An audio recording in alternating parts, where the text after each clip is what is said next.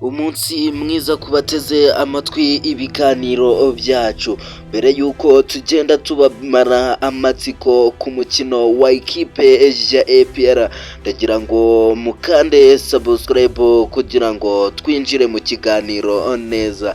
Igitekerezo cyanyu rwose kirakenewe muri iki kiganiro. Ndagira ngo nkubwire neza ko tugiye kuba twababwira kamwe mu hantu hatatu hazacishwaho umukino wa ikipe ya Rayon Sports ndetse na ikipe ya APR. Ni umukino uzaba ku itariki ya 32 ukwezi kwa gatanu 2026, hazaba ari ku isabato. Tutabatindiye reka tubabwire uburyo bumwe muzabasha kumvamo umukino wa Rayon Sports ndetse na APR cyangwa se kuba mwawurebamo. Tuje kuba twababwira uburyo butatu muzareberamo umukino wa APR. Benshi bari kwibaza niba umukino uzaca kuri Radio Rwanda cyangwa se Televiziyo Rwanda. Nibyo tugiye kuba twababwira muri iki kiganiro. Nizere ko wakoze ibyo ugomba gukora. Uburyo bwa mbere bugezweho, ikipe ya Rayon Sports rwose yamaze kuba yasaba, n'ibisanzwe umupira mugomba kwishyura 1000 kuri Rayon Sports TV mukabasha kuba mwareba umupira mumeze neza cyane.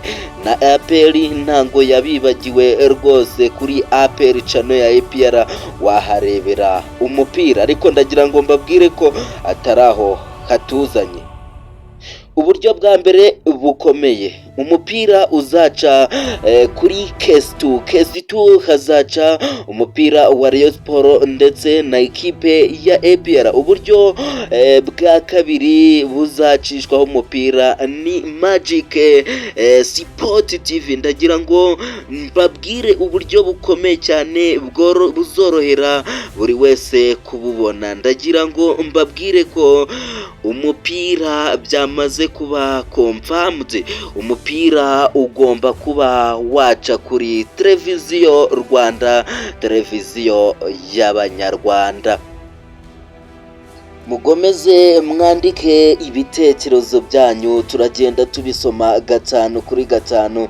Nizere ko mukanze subscribe, mukanya turabamanurira 11 ba ikipe ya APR ndetse na 11 ba ikipe ya Rayon Sports.